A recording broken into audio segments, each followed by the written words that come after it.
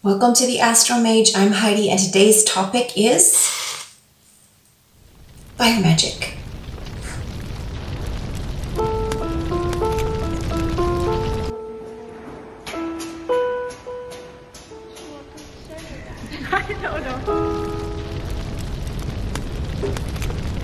I would say one of the most interesting things to do with fire magic is burning your sigils. So for those of you who do not yet know what sigils are, and I'll make a video on sigils some other time, but just in short, making a sigil is drawing yourself a magical symbol. You can do it on paper or on wood.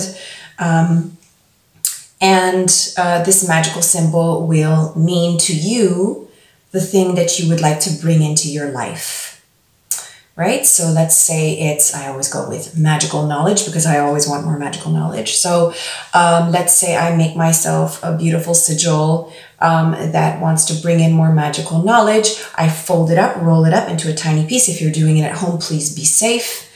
And if you have a fire, then you just toss it into the fire after you have really put your energy into it. So you've really focused your magical energy onto that sigil, and then you can toss it onto the fire, being very, very conscious and very, very like in a meditative state while you're doing it. That would be very helpful. Another way to incorporate fire magic is by using red candles. Red represents fire and is associated with, courage, passion, love, protection, vibrant energy. So red is a very magical color combined with fire. It's like just amplified. So that's gorgeous. So another way that we can use fire magic is by burning specific woods, like just a little bit of it. This is the way I do it. I use pine roots from my own forest that I have. It's not my forest, but from a forest that's nearby. I just collect the roots and I dry them first. I let them dry so that they're not wet. And then I burn them for cleansing in my house. It smells amazing. And I'm cleansing any negative energy. Let's say somebody came to visit me in my home that was not, in a good vibe, and I just need to like cleanse that. I'll do that. And my home will feel very, very good again. A lot of people like to use palo santo, and I used to do that for many years, but I kind of steer away from that because I don't understand why we need to use somebody else's rituals from somebody else's forest and bring it over with things that are not so good for our world.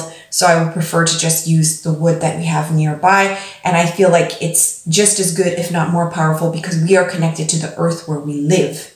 So it makes sense to take the wood from our own forest. So another way that we can use fire magic is by burning herbs.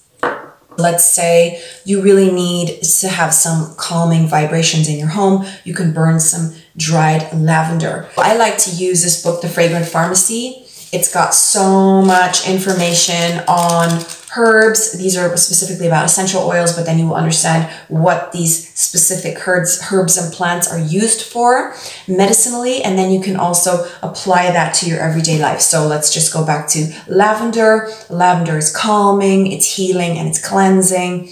It's good against burns. So that means if you've been hurt, also like energetically, lavender can calm you and heal you and help you to heal scars, because lavender can also help to heal scars in the physical world. So I feel like if you can use those things medicinally, then burning those herbs in your air can also bring in those wanted aspects. Another really helpful tip, I learned this about 5-6 years ago, was to have a very, very thick, very, very, very thick wooden bowl. You can see it's all burnt up. I used it good and well for burning your herbs inside and, putting your burning stick inside, because you don't just want to leave things around and be dangerous. So one last point about fire magic is calling in the energy that we want. If you're going to be calling in the different gods and goddesses that you're working with, those are up to you. For me, for example, I like to call in Archangel Michael. He represents the summer,